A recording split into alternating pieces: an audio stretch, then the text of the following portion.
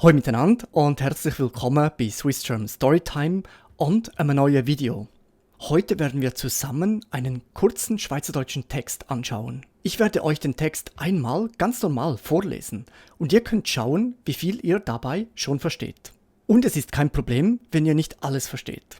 Wir werden nachher Schritt für Schritt, Satz für Satz durch den Text gehen und uns typische Ausdrücke, schweizerdeutsche Formulierungen genauer anschauen. Am Schluss werde ich dann den ganzen Text noch einmal lesen und ihr könnt überprüfen, ob ihr dann schon mehr versteht.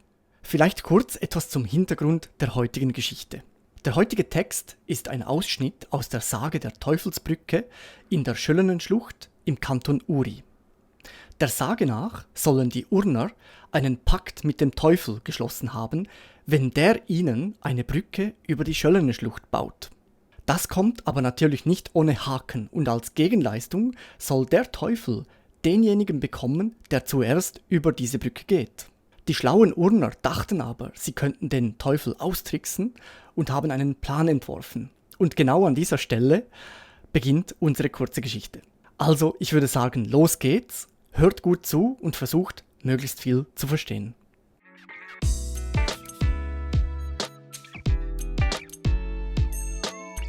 Swiss German Storytime mit dem Thomas.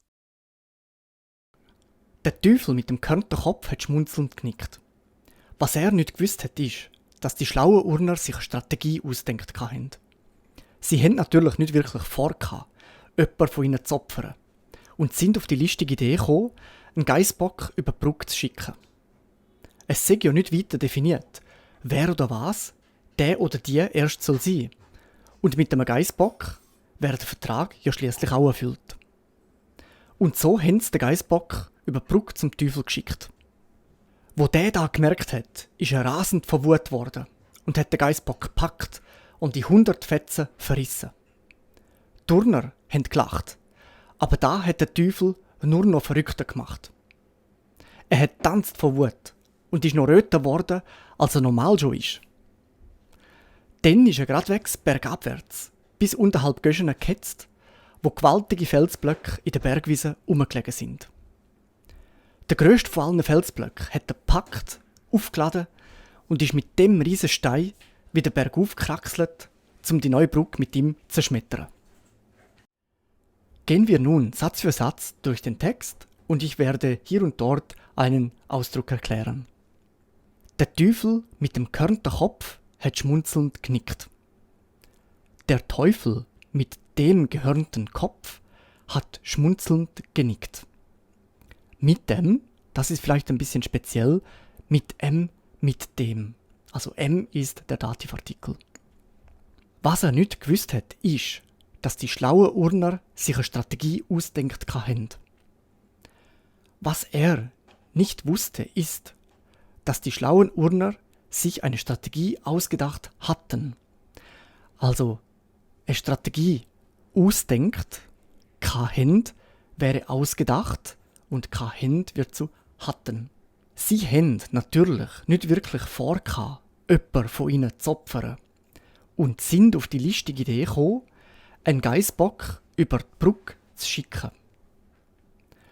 Sie hatten natürlich nicht wirklich vor, jemanden von ihnen zu opfern und sind auf die listige Idee gekommen, einen Ziegenbock über die Brücke zu schicken. Hier spezielle Wörter sind definitiv öpper, das bedeutet jemand, jemanden. Gekommen, cho, eine ganz kurze Form, sie sind auf die Idee cho, sie sind auf die Idee gekommen. Geissbock, das ist auch unterschiedlich. Eine Ziege ist im Schweizerdeutschen ein Geiss. Die Geiss.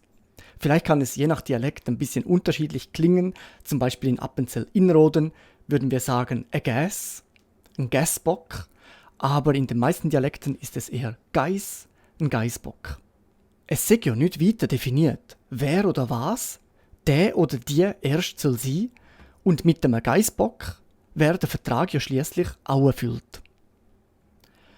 Es sei ja nicht weiter definiert, wer oder was der oder die erste sein soll und mit einem Ziegenbock wäre der Vertrag ja schließlich auch erfüllt. Hier sicher speziell ist seg. Das ist die Konjunktiv 1 Form. Es sei ja nicht weiter definiert. Dann auch wahrscheinlich dä oder dir. Das sind die Demonstrativpronomen. Also kann auch bedeuten dieser oder diese. In diesem Fall eher der oder die, auf eine Person bezogen. Auf Schweizerdeutsch ist das mit dä oder dir ausgedrückt, also eine ziemlich starke Betonung.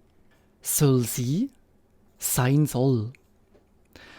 Und mit dem Geißbock, mit einem Ziegenbock wäre der Vertrag ja schließlich auch erfüllt. Und so hän's der Geißbock über die Brücke zum Teufel geschickt. Und so haben sie den Ziegenbock über die Brücke zum Teufel geschickt. Hier vielleicht speziell hän's. Hier wird das Verb, das Hilfsverb und das Personalpronomen zusammengenommen. Es wird auch ganz oft hier mit Apostroph geschrieben. Ich habe es jetzt hier nicht mit Apostroph geschrieben, aber kommt auch ganz oft vor. Das bedeutet einfach, Händ ist das Hilfsverb und das S ist stellvertretend für das Personalpronomen. Und so händ sie der Geißbock und so händ's der Geißbock. Im Schweizerdeutschen wird das sehr oft zusammengenommen und wie ein Wort ausgesprochen. Und dann vielleicht noch händ's geschickt, haben sie geschickt. Auch hier im Partizip wird das E weggelassen. Wo der da gemerkt hat, ist er rasend vor Wut worden und hat den Geißbock gepackt und die 100 Fetzen verrissen. Als der das gemerkt hat, ist er rasend vor Wut geworden und hat den Ziegenbock gepackt und in 100 Fetzen zerrissen. Hier sicher speziell ist wo. Das wäre im Hochdeutschen als, also auf die Vergangenheit bezogen. Zum Beispiel wie, wenn man sagt, als ich ein Kind war. Auf Schweizerdeutsch sagen wir, wo ich ein Kind gsi. Also man ersetzt dieses als durch wo, einfach wenn es auf die Vergangenheit bezogen ist. Wo der da gemerkt hat, als dieser oder der das gemerkt hat, ist er rasend vor Wut geworden oder wurde er rasend vor Wut geworden, ist im Schweizerdeutschen wurde. Ist er wurde, ist er geworden, wurde er. Hätte Geißbock gepackt und die 100 Fetzen verrissen. Hier vielleicht noch speziell verrissen. Diese Vorsilbe ver ist eigentlich im Hochdeutschen zer. Also ich zerreiße etwas, ich zerreiße ein Blatt Papier zum Beispiel. Auf Schweizerdeutsch, ich verriesse ein Blatt Papier. Turner haben gelacht, aber da hat der Teufel nur noch verrückter gemacht. Die Urner lachten, aber das hat den Teufel nur noch wütender gemacht. Also haben gelacht, haben gelacht. Hier auch wieder beim Partizip das E fällt weg. Sicher interessant wäre verrückt. Wir verstehen eigentlich normalerweise darunter, dass man ein bisschen durchdreht, crazy. Im Schweizdeutschen benutzt man es eher im Zusammenhang mit wütend. Wenn ich sage zum Beispiel auf Hochdeutsch, ich bin wütend oder er hat mich wütend gemacht, dann sagt man im Schweizerdeutschen, ich bin verrückt. Er hat mich verrückt gemacht. Wir benutzen das Wort verrückt für wütend. Er hat tanzt vor Wut und ist noch röter geworden, als er normal schon ist. Er tanzte vor Wut und ist noch röter geworden oder wurde noch röter, als er normal schon ist. Wut wäre Wut auf Schweizerdeutsch. Hier eine typische Lautveränderung. Das U wird zu U. Wut wird zu Wut. Dann schon, auf Hochdeutsch schon. Auf Schweizerdeutsch fällt das N weg. Also schon ist. Dann ist er geradewegs bergabwärts bis unterhalb Göschener gehetzt, wo gewaltige Felsblöcke in der Bergwiese umgelegen sind. Dann hetzte er geradewegs bergabwärts bis unterhalb Göschenen, wo gewaltige Felsblöcke in der Bergwiese herumlagen. Hier speziell ist denn. Im Hochdeutschen, wenn wir auf die Zeit bezogen dann benutzen, benutzt man eben im Schweizerdeutschen denn. Dann benutzen wir eigentlich gar nicht wirklich. Gradwegs ist geradewegs oder man kann es vielleicht auch als direkt übersetzen. Gradwegs. Zum Beispiel, ich bin gestern gradwegs heimgegangen. Ich bin gestern direkt nach Hause gegangen. Bis unterhalb Göschene, ketzt. Auch hier wird das E weggelassen. Sicher interessant ist umgelegen sind. Herumlagen. Die Grundform wäre umliegen. Das bedeutet herumliegen. Und dieser Präfix bedeutet herum. Und man kann das natürlich dann, wie im Hochdeutschen auch, für verschiedene Verben benutzen. Zum Beispiel um einen See herumgehen wäre um einen See umlaufen.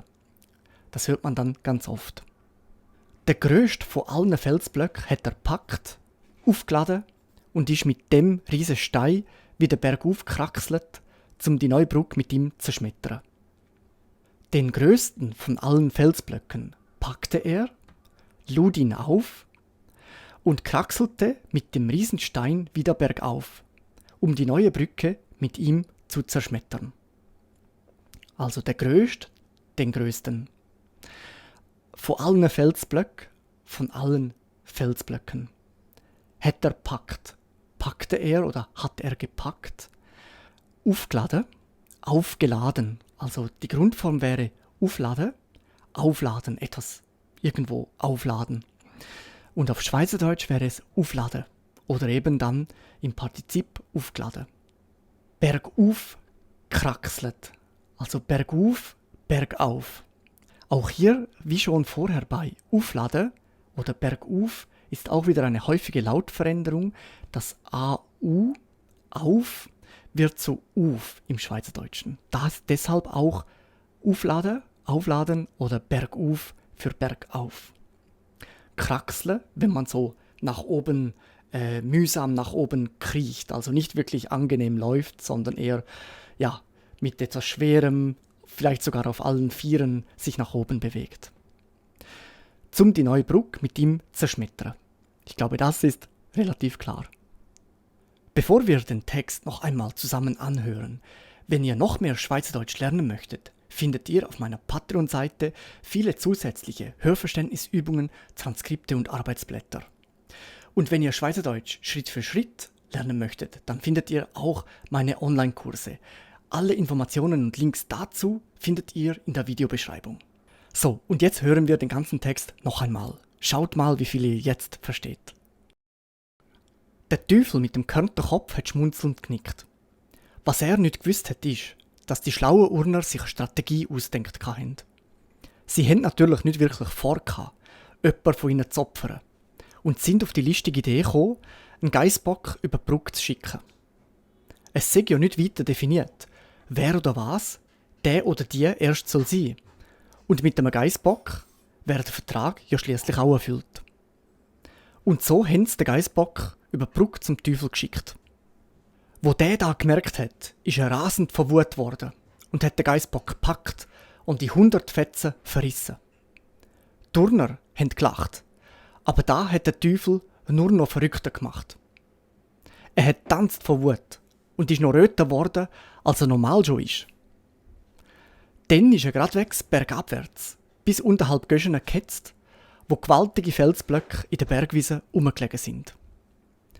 Der grösste von allen Felsblöcken hat er gepackt, aufgeladen und ist mit dem riesen Stein wieder bergauf gekraxelt, um die neue Brücke mit ihm zu zerschmettern.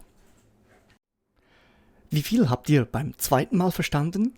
Schreibt es mir gerne in die Kommentare. Wenn euch dieses Format gefällt und wir noch mehr solche Kurztexte zusammen anschauen sollen, dann lasst es mich wissen. Macht's gut und bis zum nächsten Mal.